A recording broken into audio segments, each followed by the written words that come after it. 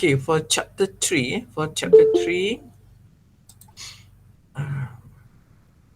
right, this is all the subtopic that you have to conquer, you have to understand, which is altogether we have 11 subtopic. Okay, so we try our best to, of course, to understand and to finish all the subtopic.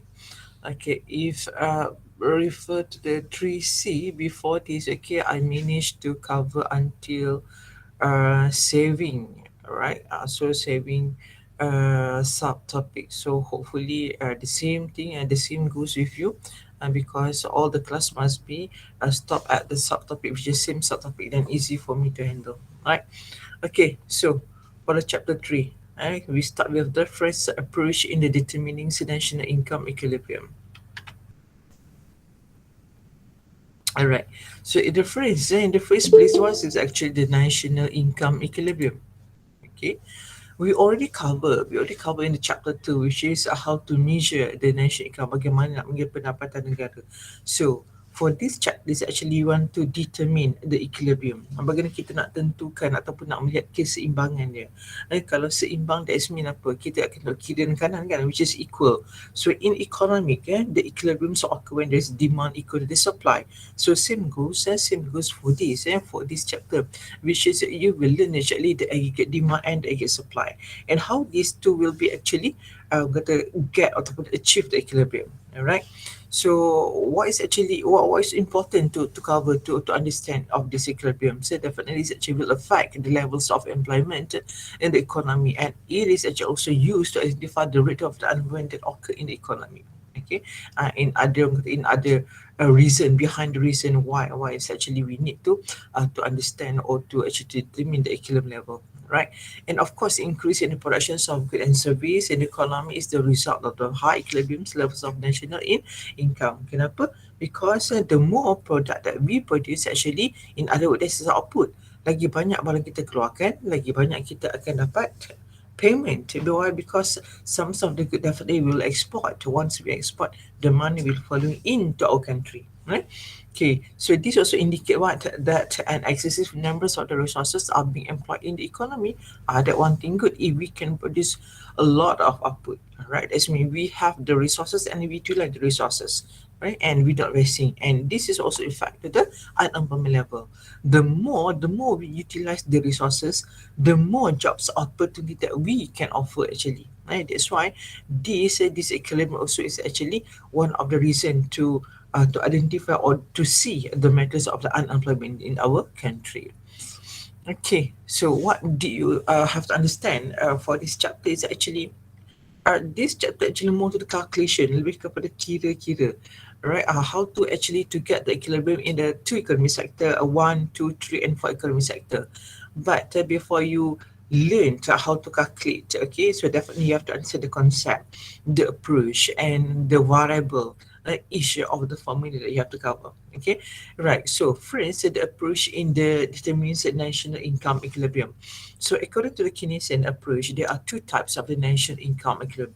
Ada dua jenis, ada dua jenis approach to get ataupun to determine this equilibrium. Okay, which is first the aggregate supply equal to the aggregate demand approach, and the other is a leakage equal to the injection approach.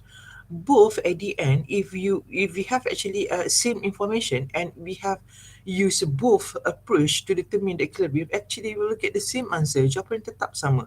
Same like under chapter 2, which is we got three approach, right? The income, the expenditure, and the output. If the same information that we use to calculate the GDP market price, actually we will get the same GDP market price.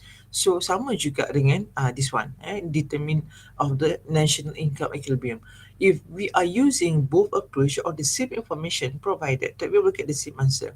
Tak ada masalah. It's just actually the different in the approach sahaja. Okay, so apa yang beza approach ni? Ada beza dari segi menulis formula. Calculate actually will be same, but the way you write the formula will be different according to the approach, and the diagram also will be different according to the approach. Okay, so aggregate supply equal to the aggregate demand approach, and second is actually leakage equal to the injection approach. So we go one by one. All right. So under injection leakage approach, all right, each a variable, I mean each approach ni, setiap ni satu komponen ni, there is actually variable in consists in this. Okay, example like injection. What is injection? Kita tahu, remember dalam diagram masa chapter tu yang kita belajar tu, that circular flow of diagram, remember? Do you still remember that circular flow of diagram? Ingat lagi tak? The diagram in the two sector and the three sector and the four sector economy. Two sector kita ada apa? How many components? Or the player di microeconomic?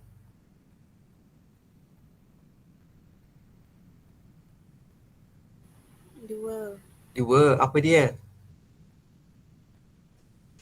Who's that player? What's actually that component?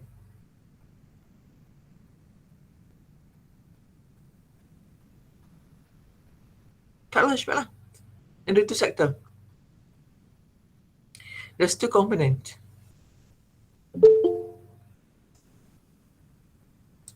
And what is that? Lagi lambat. Household dengan firm. Okay. Cepat sikit respon daripada saya. Sebab lagi cepat lagi bagus lah kan. Yes, household and firm. Okay, that are two sector. Right, then once we add another economic sector, example for the three sector, we have to add who? I mean, what's actually the component? Government. Yes, the government. And after that?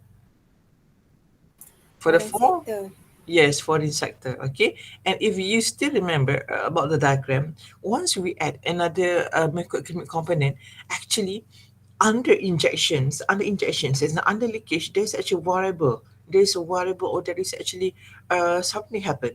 Example, once we add the government, what happened in the leakage? We have to pay the tax, right? So the tax is actually a leakage ataupun move out or flowing out from the circular flow of diagram. But at the same time, if once we actually add the government sector, from the government sector also contribute to the injections, injection, which is in terms of the facility, the expenditures of the government, so that can masuk baik dalam bentuk G. Okay, so at the end, until for economic sector, okay, you akan nampak di bawah leakage tu, there is a STM. Alright, and under injection there is a IGX here. Injections actually the income that can be raised within the circular flow.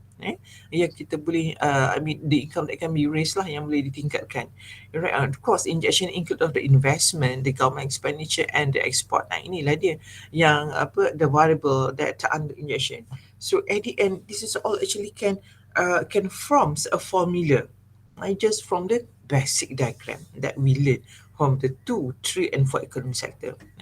And under leakage is actually income received by the all sector in the economy which is not distributed within the circular flow. Sebab tu dia leakage, sebab dia tidak masuk balik dalam circular flow tu. Dia leakage, dia keluar. Okay, and of course the leakage will reduce our national income, and in the forms of the STM. Tadi injection dalam bentuk IGX, sebab dia menambahkan duit ataupun the flows of the income to that circular flow diagram. Okay, so dalam bentuk IGX, but for the leakage, STM.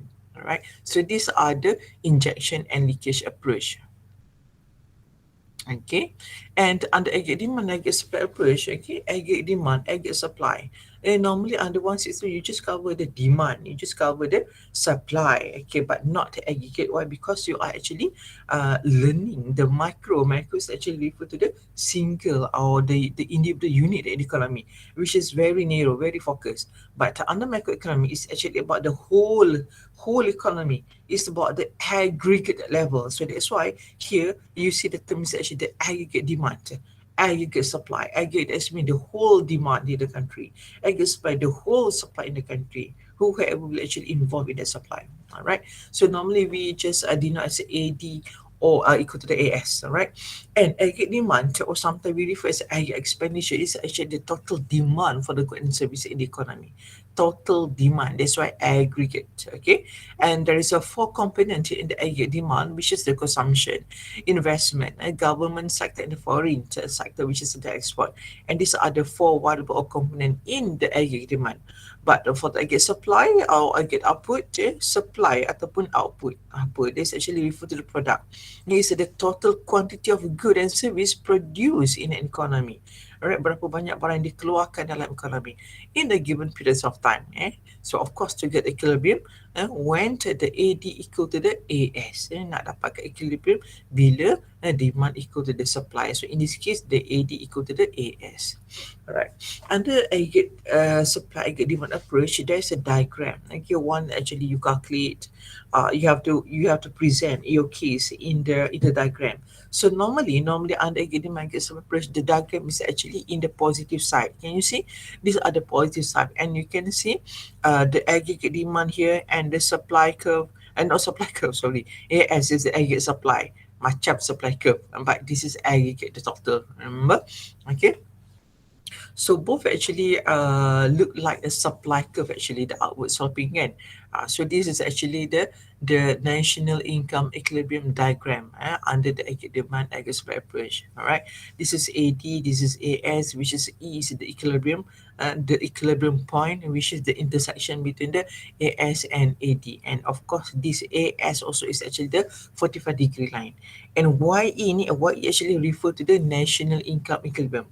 Okay, which is a pendapatan yang seimbang lah, which when the AS equal to the AD. So these are the diagram. Right. For the leakage injection, as I mentioned just now, okay, what's actually the component under leakage, what's actually the component under injection, and this is actually the definition. Okay, so this actually I'm going to the extra, because I combine all the reference note in this slide. Okay, so ada sometimes which is the information are overlap. Okay, tak apalah, you baca banyak kali better kan daripada baca sekali. Right. So under injection cell leakage approach, will be the diagram. Okay, can you see these are the horizontal axis for the Y? Okay, this is the equilibrium point. Okay, and these are the leakage and these are the injection. Leakage is actually still in the upward sloping. Okay, but half of the leakage curve ni on the positive side, but the rest on the negative side. Okay, and for the injection, okay, always horizontal straight line. That's mean, in other words, this injection is actually constant. Maknanya apa? Dia tidak berubah mengikut perubahan dalam pendapatan in this case. So when there is actually the intersection between the leakage and injection, these are the equilibrium under this approach. Okay, bezanya apa tadi dengan aggregate demand aggregate supply approach? Under aggregate demand aggregate supply approach, the diagram on the positive side. Okay, but under this approach, the diagram is actually combined with the positive dan juga negatif. Bawah ni dia ada negatif juga.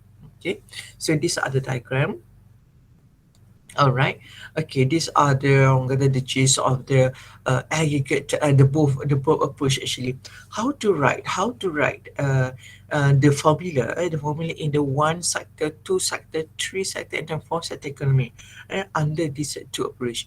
Okay. Just now I had mentioned what is actually the AS, what is actually the AD, apa itu injection, apa itu leakage, and what's actually the component inside. Ini component there. So AS equal to the AD. AS is always equal to the Y. Remember supply. Y ni actually output. Or if yes, of course you understand why is the income, but the income will get after we sell the output. So it's the same thing. AS equal to Y. Okay. So in the one sector economy, okay, just now I ask you, in the two sector economy, how many player? In the two sector economy, how many player?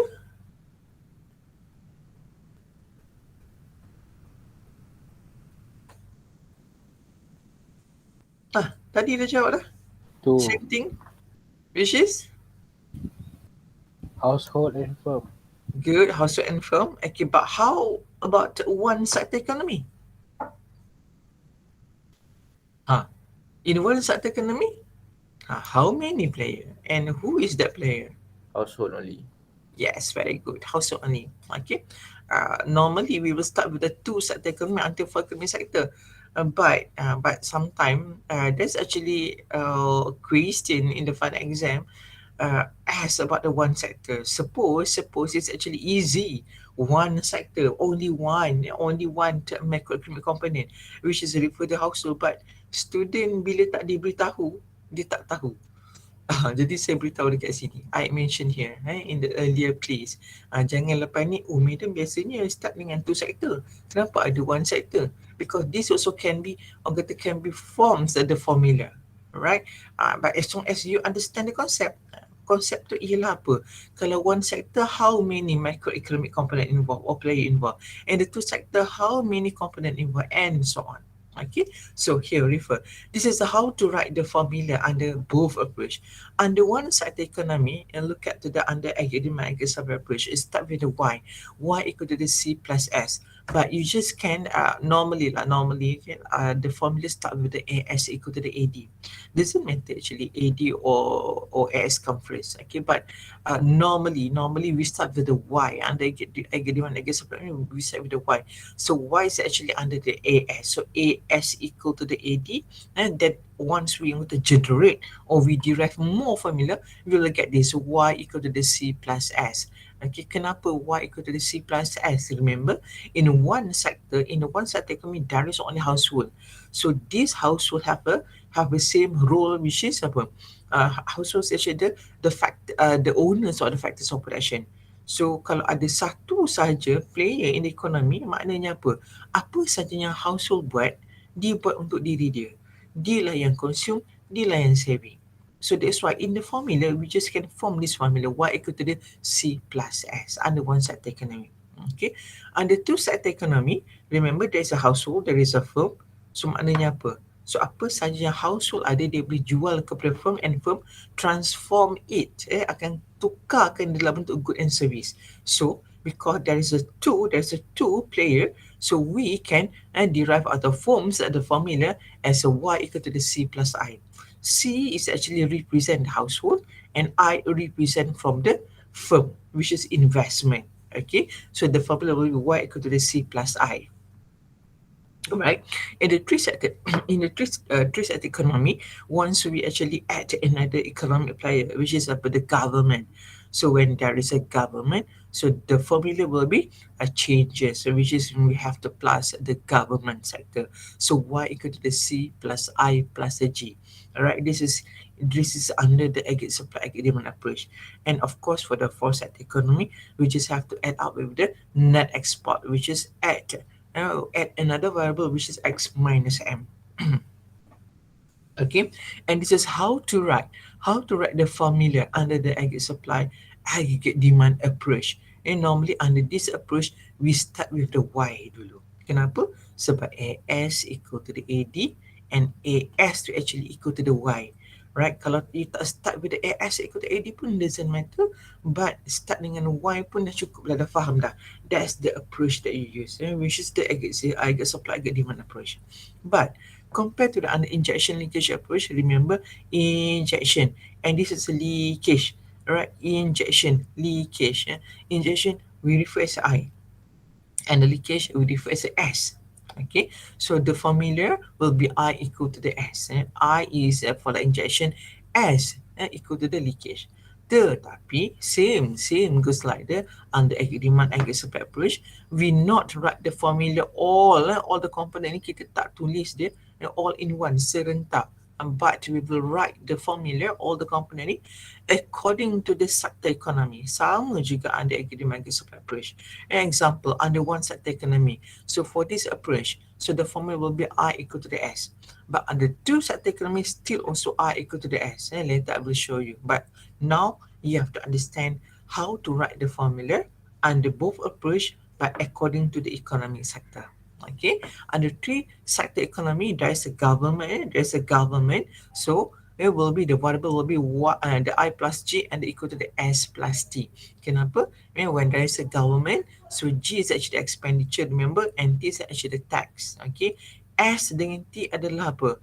The part that is actually leakage yang keluar, which is not orang kata this is reduce the national income, and that akan keluar. So dalam bentuk saving, dalam bentuk tax. Semua ni STM ni adik-beradik dia kena ada sama. Dia tak boleh S belah kiri tiba-tiba T belah kanan, tak boleh. Okay, STM is actually are sibling together. Okay, cumanya bila nak letak mereka ini, tengok sector economy. Okay, and for sector economy, so of course the IGX equal to the STM. Kenapa? Because for sector economy, we have the foreign sector. So there is the export and import, right? So this is the variable that we add under injection, X, under the leakage, M. Okay, so Can you see the difference between the both approach? Okay, this is agak supply demand approach and this is for the injection leakage approach. Okay, bezanya dari segi tulis formula sahaja, but in terms of the calculation sama. Okay, sama cumanya you will use the different function. So can you see here di bawah agak demand agak supply approach ni, setiap satu formula ni apa komponen yang mesti ada. Dia tak tinggal daripada first sampai fourth sector ni, that component orang kata is there. What is that? If you notice. C. Huh? Louder please. Tak berapa dengar.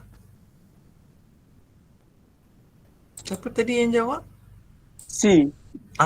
Good. Yes, it's a C. Okay. And how about under this approach? Can you see the same variable occur for each Yes. double which is S. S. Okay. Ini C, ini S. That mean menunjukkan apa? Kekuatan ataupun kata the variable that you tak boleh mess up the academic approach is actually the C. C is actually consumption. Later I will show you. And here injection ni, the injection leakage approach is S. S actually refer to the saving lah, saving function. But here you kena faham saving tu leakage. Okay, tapi dia tulis formula as S. Okay, right. Sampai sini my explanation. Any question?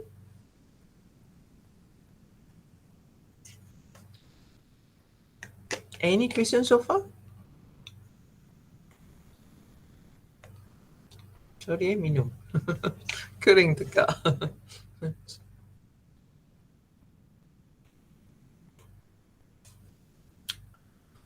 Any question so far? Sampai sini. Faham tak?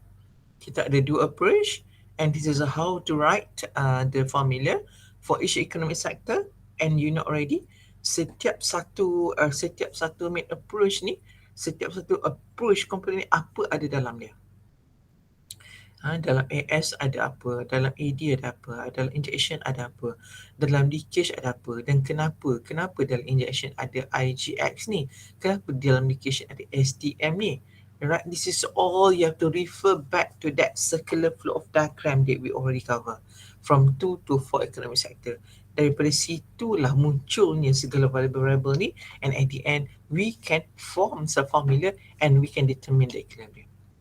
Okay, so far sampai sini, any question? Is it clear?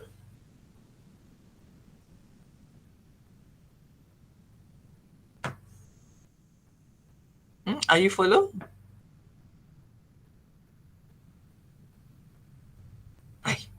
Senyap je. Hello. Follow ke tidak ke tidur ni? Masya Allah. Follow madam. Hello, madam. Respon dia. Saya risau kalau awak tak respon ni. Kok awak terkoma ke terapa ke kan? Alright. Okay, kejap. Okay, so remember, these are the basic diagram that we already cover in the chapter 2. Again, from this diagram ni, inilah munculnya mana data injection. Alright, and injection is actually the rise in the income kan. So there is from what? From which component? From the investment, the government spending, and the export. There's the IGX. Okay, and for the from here, this is actually leakage.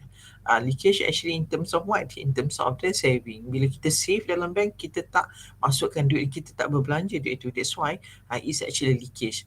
We pay the tax. Tax not goes to the household. Tax not goes back to the circular flow of diagram. Okay, sebab tu dia keluar. Sebab tax actually goes to the government. Okay, and the import. Once we actually buy other country product, we actually kata we burn our money lah. Kan, kita keluarkan duit kita. So duit bila kita keluarkan tu tak masuk balik dalam ni. Alright, so dia keluar, flowing out. So that's why import also is under the leakage. All these things actually reduce the income, national income. But all the IJS ni actually will increase or will raise our national income.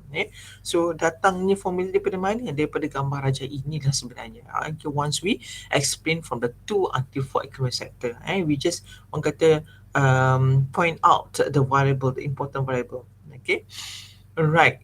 Now we go to the consumption theory. Alright, consumption theory is actually consumption itself very refer to the purchase, consumption, penggunaan. Or in other words, the expenditure. Bila kita belanja, kita nak guna apa? Nak guna, of course, kita guna barang dan perkhidmatan. So that's why economic we refer as a consumption. But to consume, definitely we have to buy. That's our demand. That's actually the expenditure that we make. So it's actually the same thing. Normally we did not as a consumption theory. Alright, so of course it's actually the purchase of the good and service by the individuals or the household that are produced by firm. Alright, and the income is divided into two parts, the consumption and the saving. And just now, ini kalau dalam one economic sector, remember? And we assume that of course in the one sector economy is only apa? Household only, bil household saja, tak household tidak trade with the others, with the other country. So that's why we regard this as a closed economy. Right? So Y equal to C plus S actually means, in other words, also mean that all income generated is either consumed ataupun saved, right? And the Y equal to C plus I, this is actually the expenditure is either on the consumption or investment good. So of course, still both are under closed economy. Sebab apa? Even though this is ada I cuma ada firm dan juga household. Belum lagi dengan foreign sector. So kalau ada G pun still, if we add another economic sector with G, Y equal to C plus I plus G, still under closed economy, not open economy. Okay. So the consumption theory, alright, so this is the same thing, the same definition, okay, but another part that you have to understand, which is the most important factor which influence the consumption is disposable income. Okay, disposable income. In the chapter 2, what's the formula of the disposable income? The personal income minus with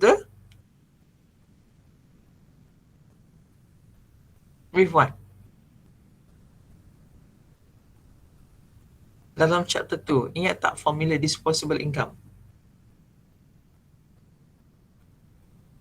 Tak ingat tak formula nombor 7, the last formula. Minus personal income tax. Again, personal income minus personal income tax, right? And then you will get the disposable income. Disposable income, that's mean pendapatan boleh guna. The income that you not have to be worried to pay another commitment or liability. That's a disposable income. Right? Kalau you ada 1,000 atau 2,000 disposable income, that's actually a lot for you lah.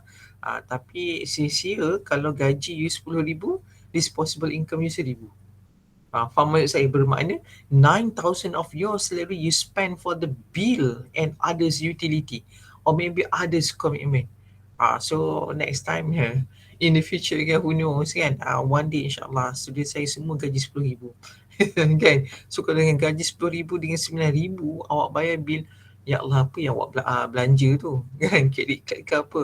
So orang kata in other words, the advice is actually pakai ukur baju daripada sendiri, apa-apa pun kita tengok level kita berbelanja, kalau boleh according to our level. Alright, so here in the chapter 3, kalau chapter 2 that's the formula, but in the chapter 3, to get the disposable income ni you have to minus T saja, which is YD is actually the disposable income, right? YD equal to the Y minus T. Y itself is actually the national income, right? It's a tax, but consider because this is aggregate level, country level, so that's why Y dia tak refer kepada PI. Kalau tadi PI tu more kepada individu, ingat kita ni actually dalam orang kata mengira national income equilibrium. That means this is other country level, aggregate level. So yang lebih besar, bukan lagi more to the individu. So that's why Y minus T. And Y, this is actually Y itself the national income of the country and T is the tax. Okay, Y this is actually disposable income. Pendapatan boleh guna bagi negara. Dan bila the income minus with the tax. Okay. Right, and this is the concepts of the consumption. And when there's a consumption, there must be saving. Jadi saya sekalikan je lah the concept. Right. Okay, for the APC and APS, what's the APC? Right, this is the average propensity to consume. APC and the formula to get is actually C divided with the Y. The total of the consumption divided with the total income. As simple as that. And for the APS, to get the APS is actually the saving divided with the Y, the total of the saving divided with the total Y. Okay, so of course both actually the ratio nisbah, nisbah tu maknanya kena bagilah. Kalau nisbah bagi consumption, the C divided with the Y, and for the saving S divided with the Y. And there's another tips, which is the sums of the APC and APS is always be 1. Ini sebenarnya formula juga dan juga tips, and better for you to practice. Kenapa? Sometimes the question, katakan soalan A tanya calculate the APC, and then calculate the APC and APS katakan, and you actually kata try hard to find all the information to calculate the APC. So once you calculate the APC by using the formula, complete formula, you get the answer, and after that you want to calculate the APS. In that situation, perlu tak you beria lagi tulis formula to get the APS?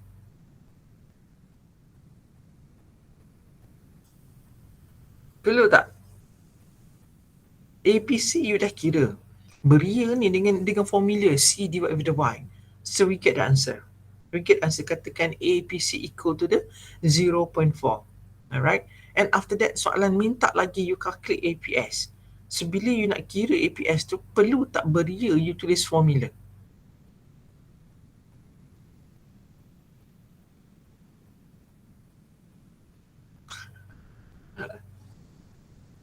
Logiknya dengan apa this tip ni perlu tak sebenarnya?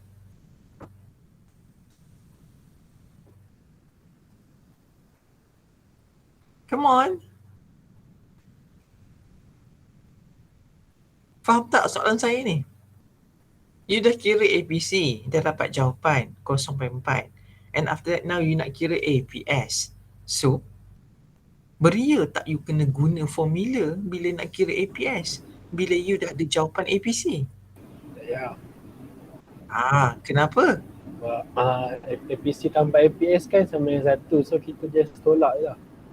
Pandai. Okay, and that's what I want you to think. Okay, but sometimes ada student yang tak boleh berfikir. Kenapa fikiran dia sangat strict? Nak kata strict atau skema, saya pun tak pasti. Yang pasti dalam keadaan itu, kalau awak buat juga formula, okay je, tak ada masalah. I just marking. But nampak sangat the way you think is actually not creative. Okay, so these are the use of the formula. Alright, daripada tadi, yang ini, alright, so ini a phrase formula you have to remember. Not just remember, but of course understand lah. Kalau you just memorize the formula but without know how to utilize the formula pun will be useless. Tahu hafal tetapi tak tahu guna, so tidak membantu. You kena faham, then of course after that kena hafal lah kan. So this is a first formula, first, and after that this is second, third, and this is the fourth. Okay, so far sampai sini ada berapa? Ada 4 formula. Okay, ada 4 formula.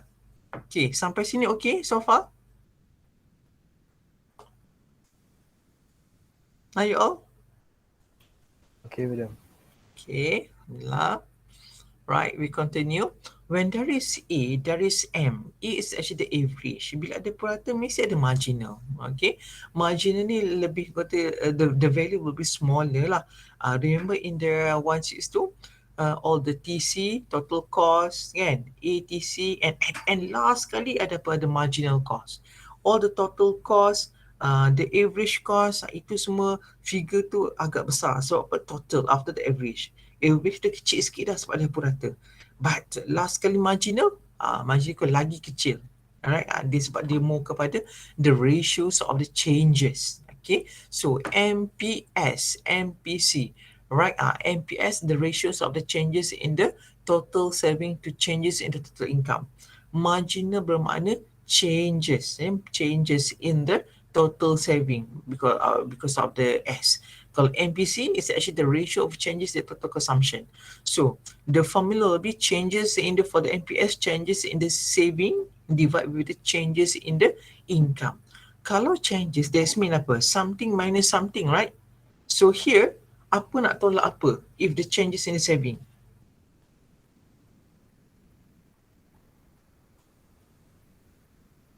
Remember the elasticity formula? You will write as a P1, PO, Apa itu P1? Apa itu PO? The price, P1 actually refer to the price apa? New Yang price. current kan? Yang baru kan? Kalau PO yang Lama. year. So same goes like this, changes in the saving. So changes, right? Something minus something. Apa yang something tu? Yang baru tolak yang lama. Apa yang baru? So you have to find the information for the saving. Total saving, the latest total saving minus with the previous ataupun the old information for the saving, and same goes with the changes in the income. Okay, nanti saya tunjukkan jadual tu, dah tengok jadual tu you akan nampak. Okay, samalah juga dengan MPC. Okay, MPC, M changes in the C divide with the changes in Y. And for this formula, for this concept, and there is also tips to check and balance back. Okay, so MPC plus dengan MPS is always equal to the 1. Okay, so ini pun sama juga dengan level average tadi. APS plus dengan MPC equal to 1, and same goes with the MPC and the MPS. It will always be 1. Alright, so sampai sini dah berapa formula dah? Tadi 4 campur berapa ni? Ada berapa ni formula?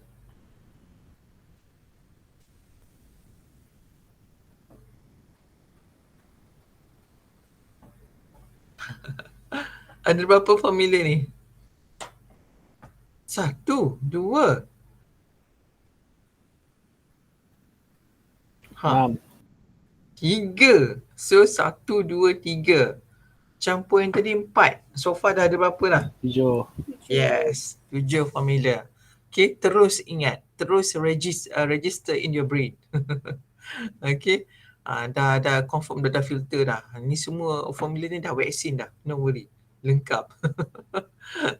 Okay, so instead of the A, B, C kan, C dan juga S, consumption and saving, there is also others concept which is sama juga. Sama, what I mean, there is an average level, there is a marginal level. So example like tax. Okay, there will be APT and the MPT. Okay, APT, the total of the tax divided with the national income.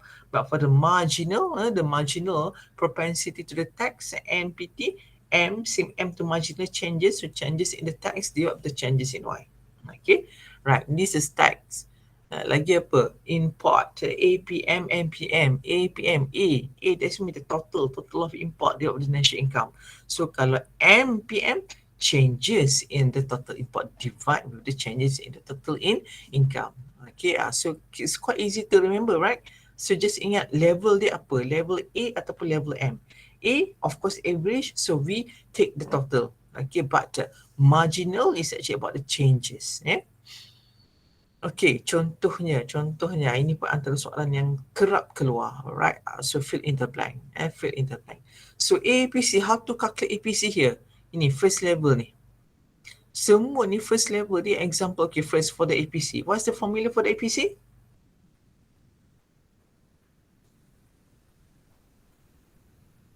Formula for the APC apa? Consumption divide income. Okay, so kalau dalam gambar racang dalam jadual ni, kat mana nak dapat C-nya?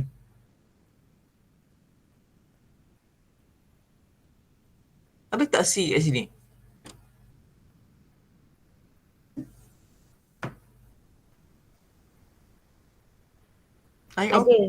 Ada here kan. So this is all the information about the C, and this all the information about the S, and this the income. And the income ni tengok start from 0, 80, 100, 200 sampailah 1000. So the amount ataupun the rate of the income ni actually increasing. Makin lama makin meningkat. So by look at to this data only, once the income increase, the income going to increase, bila income makin meningkat, what happens to the consumption? Is it increasing or decreasing? Increasing. Yes, sampai income dia 1000, lagi banyak dia belanja 850. How about the saving? Income 0, ada tak saving?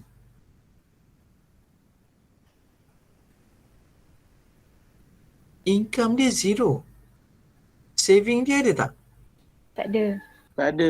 So kenapa kat situ negatif 100? Hutang.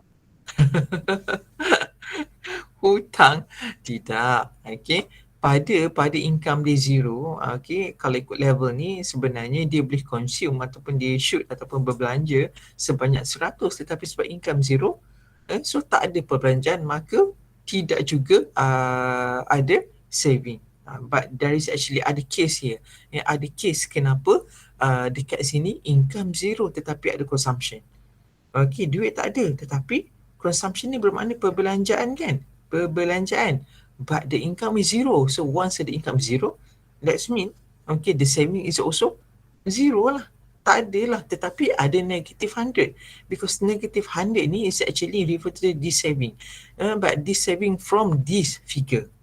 Okay, right, saving dia makin lama makin apa? Makin meningkat once the income increase. Okay, that's how to calculate APC at the first level. And which is C divide with the Y. Maknanya 100 bagi dengan kosong. Kalau bagi dengan kosong, jawapannya jadi apa? Make error. So sampailah habis kan tak ada. Alright, so for the second level, to calculate here, APC ni, C divide with the Y. So what's the figure that you have to use? Yang mana? Here, 160 divide with the 80. Okay, and the next level, 175 divide with the 100, and so on. Okay, that's how to calculate the APC. Same goes with the APS. So APS, the formula is S divided with the Y. So S, this is the S. So divide terus dia dengan Y. So to get here, to get this phrase, levels of the APS. So S negative 80 divided with the 80. And so on sampai habis. Okay, how about the M? Okay, first thing kita dah tahu dah, all the answers actually per zero kan, ataupun tak ada, dia punya tak ada symbol lah. Okay, but the MPC, to calculate the MPC here, remember the MPC, the changes in the consumption divide with the changes in the income. So how to calculate, how to get the changes in consumption here? Ni level consumption dia. So yang mana yang 1, yang mana yang O? Mana C1, mana CO? CO 100. DY 160. Good. Okay, how about the income? Kosong 80 apa? Yang baru kosong yang lama. Yang mana? 80 refer to Y what? Y1. Okay, and 0 is refer to the Y Y lah. Okay, so faham tak? That's how actually to calculate changes yang baru tolak yang lama. So for the each level tu, this is consider yang baru. Okay, yang selepas, bukan selepas, sebelum tu, itu yang lama lah. Alright, so that's how to calculate the MPC, and of course same goes with the MPS. Okay, so once you complete, you akan dapat macam ni. So bila you nampak MPC ni, nampak tak jawapannya jadi apa? Sama kan? Same goes like the MPS. So in other word, to say what? Apa tipsnya di sini? Kalau you dah dapat katakan first level, second level you kira, beria kira ni, dapat lagi 0.75. Alright? Ni pun sama, beria kira ni. Masuk yang third ni, you kira juga lagi. I mean by using complete formula. And the rest, perlu tak lagi? Tak payah Copy kira paste lah. je. Ya. Copy paste. Kenapa benda ni pun saya kena beritahu? Sebab ada juga yang tak tahu. Ada yang orang kata istiqamah mengira one by one. Okay, once you calculate and then you confirm by using the tips, which is MPS plus MPC equal to the 1. Dah betul dah kira tu, confirm dah. Okay, calculation tu is actually correct. Alright, so tak perlu lagi nak susahkan diri sampai habis. Just continue to write the same figure. Okay, alright. So this all actually orang kata the figure once you orang kata fill in the blank. Apa conclusion daripada situ? APC decrease as the income increase, APS increase as the Y increase. MPC and MPS are constant, but in the reality sebenarnya both are decrease and the MPS actually increase as income increase. Sepatutnya dalam reality begitulah. Tetapi bila kita kira, Dia akan jadi constant. Alright, so what's actually we can interpret from the MPC and MPS ni, right? For the MPC, okay, for the MPC tadi dapat apa? So 0.75 kan. Ini pun kadang soalan ada tanya juga, interpret the MPC. Interpret bermakna apa? Bagi dia punya orang kata translationnya ataupun dia punya terjemahan dia, interpret terjemahan. Okay, what's actually 75% ataupun 0.75 means? So MPC in this case means any changes in income, apa saja perubahan dalam income, the consumer will spend 75% of it. And because MPC you got as 0.75, MPC kecenderungan untuk berbelanja atau mengguna. Jadi setiap perubahan you yang berlaku, setiap perubahan dalam pendapatan yang berlaku, penambahan yang berlaku especially in your income, apa yang you akan buat? You tend to spend 70% of it, of your income. Okay, compared to the NPS, bila pendapatannya bertambah dan juga berubah, okay, and the anytime income rises, saving will rise by 25%. Maknanya setiap income dia berubah, you akan tambah ataupun you akan save sebanyak 25%. That's actually the interpretation of the MPC and the MPS, because both adalah apa? Orang kata the tendency, the kecenderungan untuk menyimpan dan juga mengguna. Okay, so this is how to interpret the MPC and MPS. And for the consumption function, alright, takbir consumption function, tadi consumption theory kan, so under consumption theory, so of course there is a function that you have to learn.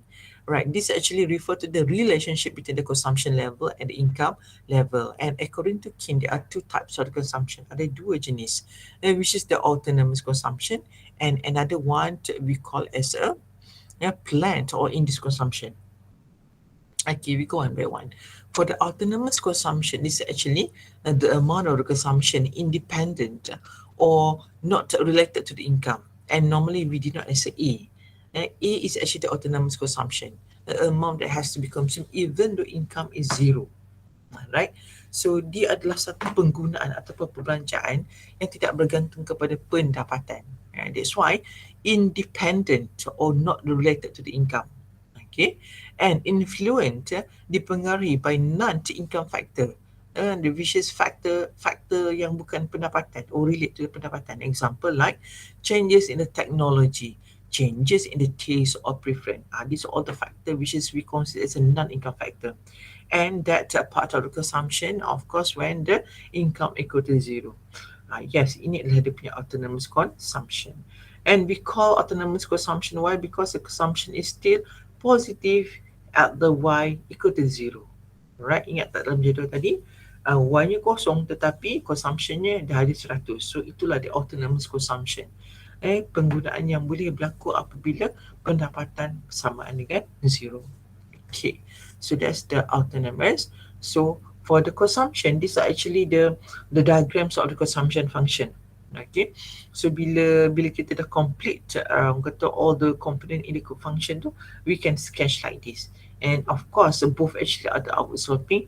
And nampak tak ini gap dia? Gap apa ni? So for this consumption function, not start with the O, not start with the origin, tapi dia akan naik sikit, dia akan ke atas sikit, ada gap sikit. So this gap actually refer to the A. A actually the autonomous consumption here, right? So AS equal to the Y, and here the consumption function we just can write as a C equal to the A plus B Y D. Okay, so plan or induced consumption. So compared to the autonomous, just now is actually the consumption independent ataupun tidak bergantung kepada income. But for these types of consumption, it's actually planned or is actually relate to the income. Dia bergantung kepada pendapatan. And normally we did not as a C equal to functions to the YD lah. Okay, because function to the Y bergantung kepada income and influenced by the income factor. Just now not influenced by the non-income factor, but this influenced by the income factors. Example like permanent income, life cycle income, etc. Right? And of course, the amount of the consume depend on the value of the MPC. Right? For the induced consumption ni, it's actually depend to the MPC. Apa the MPC? Apa formula dia? The changes in the C divided by the changes in Y. Dah kena ingat Alright. So, tadi nak tunjukkan autonomous. Autonomous ni di sini. And ini nak tunjukkan apa? Induced consumption. But whatever it is, because we are talking about the consumption and under, of course, consumption under aggregate demand against approach. See the diagram? The diagram on the positive side. The diagram is on the positive side. Okay, below here, if you actually prolong the horizontal axis and the vertical axis, you will get the negative side here. Okay, but this one is actually still under demand against approach. Kenapa kita guna consumption? Ingat formulanya semuanya start dengan C kan? Y equal to C plus I, Y equal to C plus S, C. So C is actually on the positive side. Okay, on the the consumption. Okay, so this is the induce. Induce, which mean when the B time with the YD. Okay, so ini adalah A, nilai A. So what you see here is actually in the algebra form. So dalam algebra form ni pun boleh kita gantikan dengan value. Alright. So here these are the conclusion for the consumption function, which is C equal to the A plus BYD, and C is the total consumption, A the autonomous consumption, and B only is actually the slope or the MPC, but BYD is actually the induced or the planned consumption, and of course YD is actually the disposable income. Alright, so kenal dulu dia punya function dia in algebra, which is C equal to the A plus BYD. Remember, C apa? Total consumption. A apa? The autonomous. B sahaja is actually apa? The MPC. But once a B darab dengan YD, dia dah jadi apa? Dia dah jadi induced consumption. Okay. Here, sama, benda yang sama tadi, nanti baca, because I combine kan, bila combine tu there is some information which is overlap, but I just love to insert it as well, supaya you baca dia banyak kali. Alright, and this the consumption function ataupun the consumption curve. Ini clock dia sama je, which is the C, if you see here, dia akan not start from the origin, tapi there's a gap. That gap is actually refer to the A. Okay. Right. And this is the factor influence the consumption. And this one factor that influence the consumption, which is income level, expectation, wealth, the price level, interest rate, and stock of the durable good. Please refer to your textbook, and you can find it not there. Okay. Example for the income level. Once your income level increase, so definitely your consumption will be increased too, right? Okay, for the expectation. So let's say katakan for the next year, the price of all the computer will be increased. So since you want to get one for yourself, especially for the PDPR purpose, for the online learning purpose. Okay, so since you got the news in the newspaper, which is the buy next year, and the price of all the gadgets include the computer will be rise. So apa you akan buat sekarang ni? You nak beli ni. Sebila you nak beli ni? Kalau jadi macam tu. Anybody? Kalau berapa ni situasi macam tu, you memang plan nak beli. You nak beli laptop katakan. Tiba-tiba keluar dalam surat khabar, orang kata dah disahkan, and that is not a rumors anymore, it's a confirm. By next year, the price or all the price of all the laptop ni, orang kata regardless the brand, akan meningkat. You nak beli ni, so apa you akan buat dalam situasi itu? Beli Beli sekarang. sebelum Yes, that's actually how the economic way of the thinking. Betul lah. Takkan nak tunggu sampai harga dia naik mencanak baru you nak beli tahun depan. No. Because this is what we call the expectation. And how the expectation will actually influence the consumption.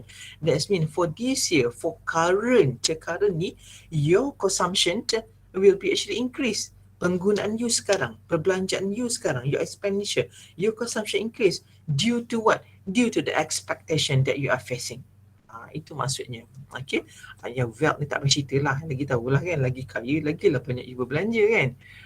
Beli apa? Beli jam tangan. Jam tangan apa? Jam tangan Rolex. Saya beli kat Shopee je.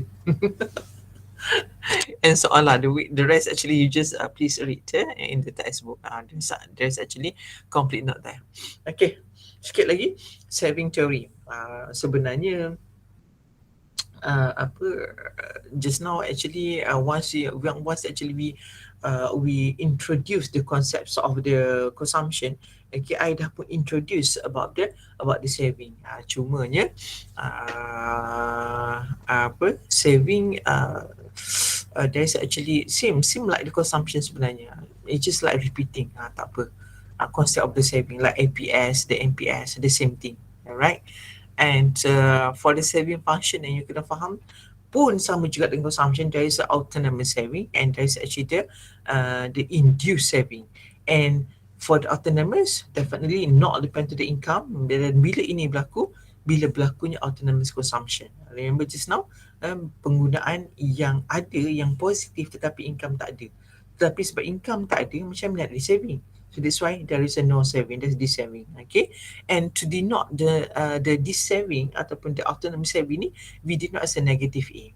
Okay, dalam formula tu dia ada negative A, so that negative A actually represent the autonomous saving ataupun the saving. Right, so of course this for this autonomous saving ni occur when there's autonomous consumption, and because autonomous consumption does not not come from the income, so the value of the saving after consumption will be negative. Sebab dia bukan lagi datang daripada income yang asal tu, right, and the value will be negative. And for the plan or induced saving, so S actually equal to the function to the YD, because for these types of the saving is actually depend to the income. So that's why S ni, saving ni equal to the function to the Y, berfungsi kepada Y. And the amount of saving depend on the value of the MPS. Kalau dalam MPC tadi, dalam function, dalam consumption function, it depend to the MPC. MPC refer to B. B is MPC.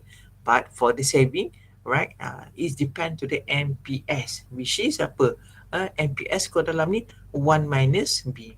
Alright. So by that, daripada kita dah cover induced and autonomous saving. Okay, so these are the general forms of the saving function equation, which is S equal to the negative A plus 1 minus BYD. So kalau tadi consumption function, C equal to the A plus BYD, and this one S equal to the negative A plus 1 minus BYD. And S as usual is total saving. Negative A is actually the autonomous saving. Kalau dalam consumption, refer as apa? Ini saving. Saving negative A. Kalau consumption,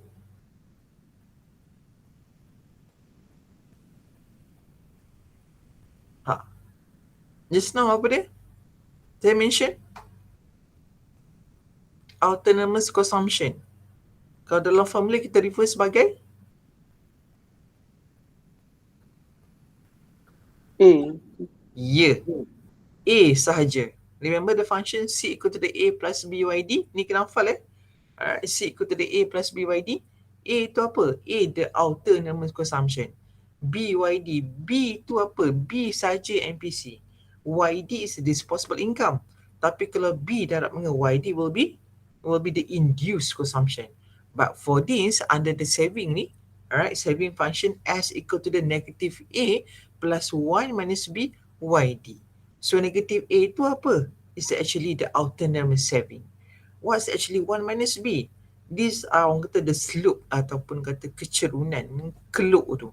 Alright, okay. So that's why 1 minus B ni slope-nya kalau kita kira kita akan dapat kata the same figure. Okay, but under the saving function 1 minus B. Under consumption B saja. Alright, because B refer to the MPC, and for 1 minus B refer to the MPS and YD as well as the disposable income. Alright, so these are the function of the saving, and just now function of the consumption. So here, alright. Cuma once you cover, now you already know the consumption function, you know the saving function. So let's say, but both actually are in the algebra form. These are in the algebra form, and this algebra form can be replaced with the value. Right, to replace with the value, it depends to the question, it depends to the information provided to you. But katakan let's say you already got the information, you already know apa dia dah tahu dah autonomous consumption tu sebanyak mana and berapa dia punya MPC. So let's say for the autonomous consumption equal to the 100 and MPC equal to 0.65. So when you want to write the consumption function, it will look like this. C equal to the C equal to the 100 plus 0.65y. Okay. So of course, dalam soalan you tak akan diberi mudah begini. You kena cari apa itu nilai A, you kena cari apa itu nilai MPC. At the end dah dapat dah cari, barulah you bentukkan dia punya function. So function consumption will be C equal to the A plus BYD, and here for this A 100 is actually refer to the autonomous consumption, and B is actually 0.65, which is the 0.65 ni is actually the MPC ataupun B. Okay, and YD is disposable income lah. Okay, ini saja yang biasa you masukkan di dalam consumption function. And katakan bila you dah ada consumption function ni, okay, perlu tak you beria nak guna formula to derive a saving function? Tak perlu. Why? Because consumption and saving is actually kata a part which is we can actually a part of each other, combine each other sebenarnya. Di dalam C ada juga S, di dalam S ada juga C. Sebab apa? Dia apa, because kalau tak ada C macam mana? Kalau ada C, kalau ada C maknanya ada consumption. So ada tak S? Mungkin ada, mungkin banyak, mungkin sikit. Because kalau consumption you banyak, you belanja banyak, so saving jadi sikit. But at the end, actually it depends on how many income that you have. Okay, so from this consumption function ni, we just can derive. Nampak tak? Ini A 100 ni, so kalau dalam same function will be negative A, which is negative 100. Okay, so just now, ini 0.65 ni apa? 0.65 ni is actually refer to what?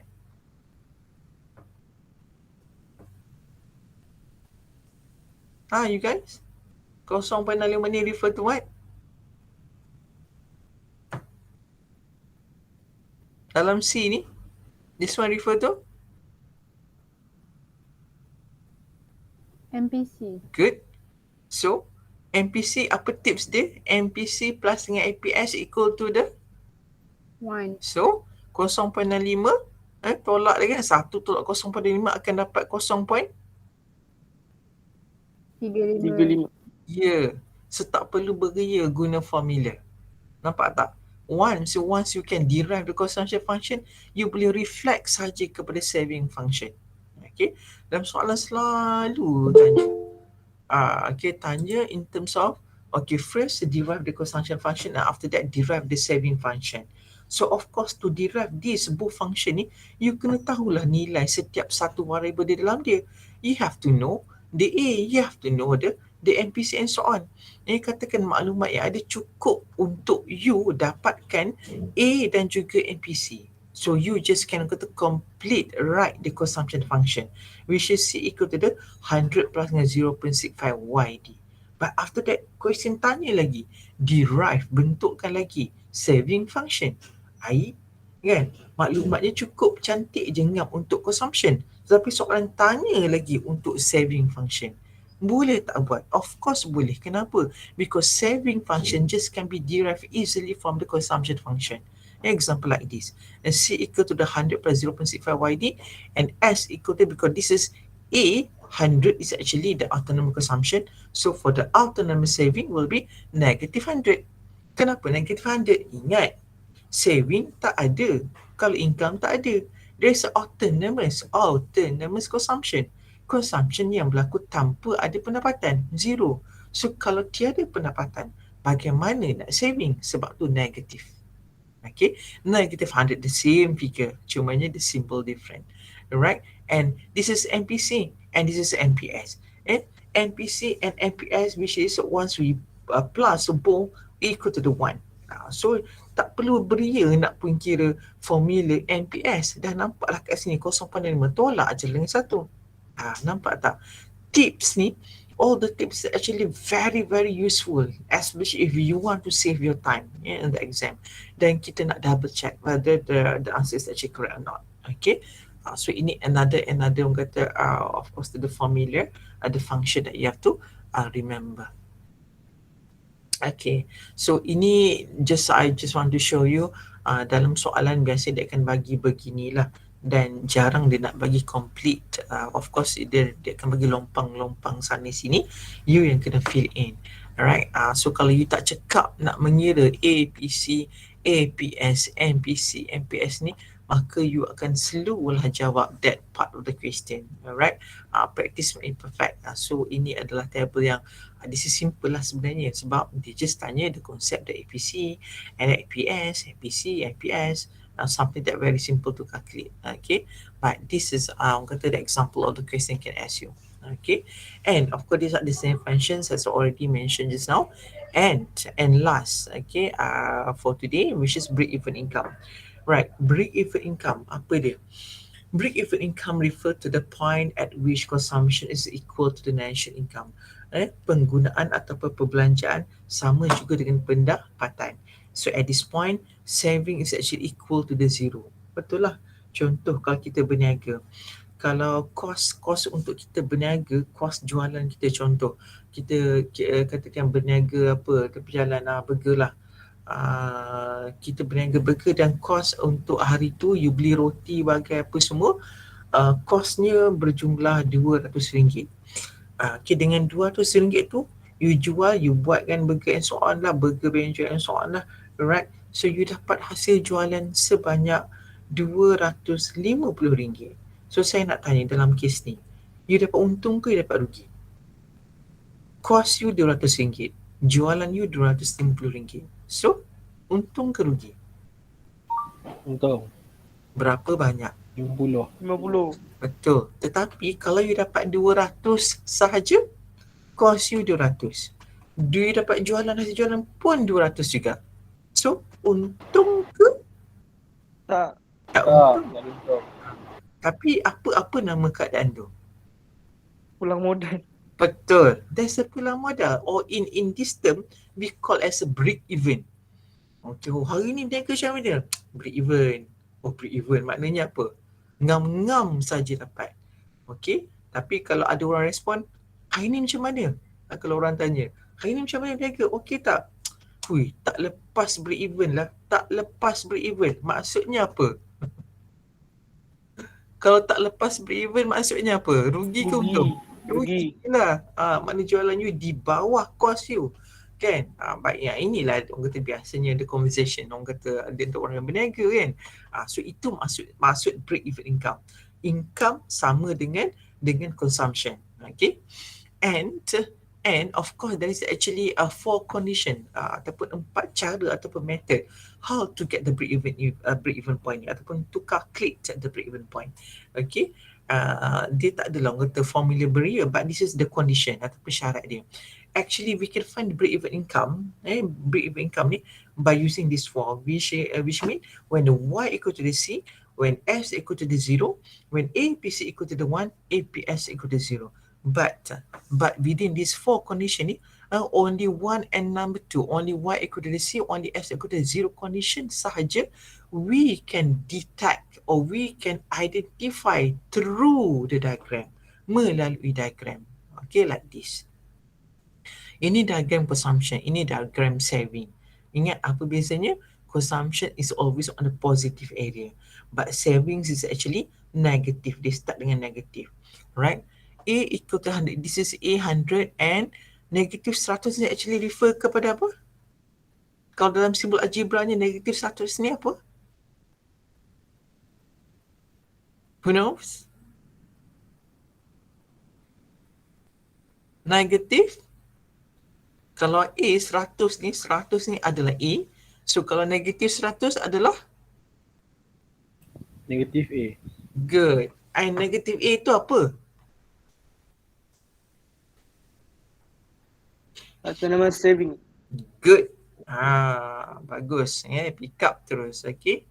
Sebab kalau tak kenal, maka tak tahulah seterusnya. Okay. Right. So from the diagram, you juga kena pandai baca diagram. Tengok aja diagram dah tahu dah. Oh, A sama dengan 100. Oh, negative A equal to negative 100. Alright.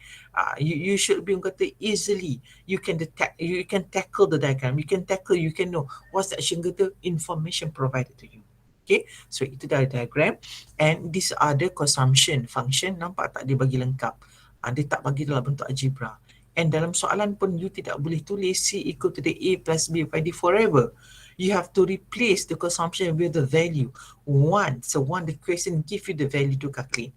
Bila you dah dapat tahu maklumat, oh A actually 100 and MPC equal to 0.65, you tak boleh lagi tulis C equal to the A plus B by D. You dah kena tulis C equal to the 100 plus 0.65 by D. Nampak tak? Once we know the value, we have to completely write it in the complete function lah. Okay, so ini function for the consumption and this are the function for the saving. Nampak tak saving? S equal to negative 100 plus dengan 0.35. Kenapa negatif 1? Sebab here adalah just 100. Ini 0.5 B MPC and because MPS plus dengan MPC equal to 1, so just minus dapat 0.35. So we can derive the saving function. Ini dalam bentuk diagram. But here sebenarnya nak tunjuk apa? Nak tunjuk break-even income. Okay, ingat tak saya kata hanya dua saja syarat ini yang boleh kita identify ataupun kita recognize from this diagram. Bila apa? Bila Y equal to the C and bila S equal to the 0. Okay, look at bila Y equal to the C kat mana? Here. The intersection between Y and the C. Ini Y. Income ni, 45 degree line ni. And this is C. So in the intersection occur here. Bermaknanya pada equilibrium lah. Betul lah. Sebab katakan dekat sini pointnya. Kalau point dekat sini, siapa yang lebih? The consumption is greater than the income, right? So tidak lagi equilibrium. But once we arrive here, sampai kat sini pointnya equilibrium ni, so Y equal to C. These are the break even. Apa income dia? Level apa? 200. 200 is actually the break income point ataupun break income level.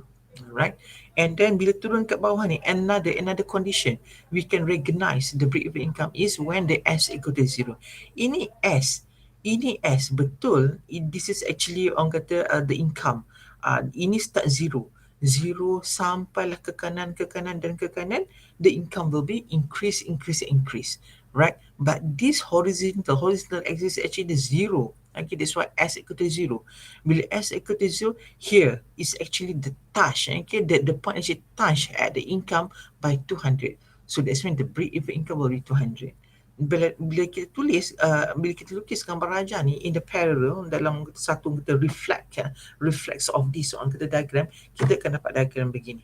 Dia sebenarnya selari, consumption and the saving, and that's why the income are same. Right, consumption can be reflect to the saving. Kita boleh mirrorkan dia sebagai saving. Alright, bila mirrorkan dia sebagai saving, this is will look like dia akan jadi begini.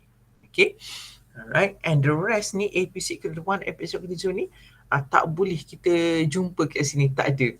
Ini kena kira. Kira. Okay. So next will be samalah, the same thing, autonomous. This is actually the area break-even income juga, cumanya apa yang berlaku kat sini, apa yang berlaku di sini. Right here, if you see ini this saving. Kenapa this saving? Sebab dekat atas ni nampak tak, consumptions greater than the income. Belanja lebih pada income. Sebab tu area sini, this area ni kita panggil this saving. But here for this because a saving. Kita refer ni sebagai saving. Sebab apa? Sebab nampak tak? Dekat sini this is the C, this is the C equal to the Y, but this is actually the Y curve ataupun income greater than C, sebab tu saya saving. And these are the break-even income. The equilibrium is also the break-even income. Break-even income berapa? 500. Sebanyak 500. And same this. Right, ini A and this is negative A. Okay, and this is a break-even point. And boleh kita detect daripada gambar rajah ni.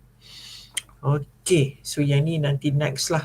Sebab kelas yang before ni pun saya continue, saya stop dekat break-even income. So same goes with this class also. Alright, so far any questions until the break-even income? You tak baca kira-kira lagi tau. Tak sentuh pun lagi orang kata calculation. Ini semua hari ni konsep, faham. Supaya kena kenal dulu, baru kita boleh start dengan calculation. So that's why this is very crucial phase. Kena faham. So sampai sini, any question that you want to ask me? Ada tak rasa macam alamak ni sangkut lah, ini macam tak berapa clear? Any? So far? ada berbaki dalam 10 minit lagi. Ada yang nak tanya?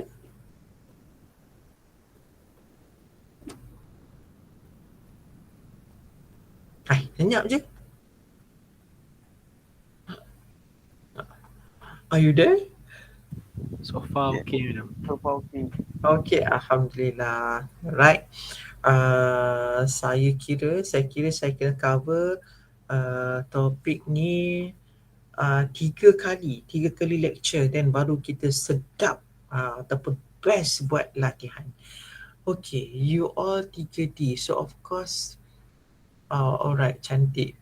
Esok kita masih lagi ada kelas. Cuma 3E lah kan. Okay, E dengan C lah yang tak jumpa sebab Khamis ni ada Deepavali kan, public holiday. So tengok dulu macam mana. InsyaAllah esok kita jumpa, tak ada masalah. Cuma kelas lain je lah kena ganti. Okay, so kalau tak ada, I think I stop here lah. Okay, so insyaAllah jumpa esok. So make sure please read my slide supaya lebih faham. Bila saya terangkan, you lagi mudah faham. Okay, so kalau tak ada apa-apa sampai sini, Assalamualaikum. Salam. Thank you, madam. Salam madam, thank you madam. Thank you, madam. Welcome. Thank you, madam.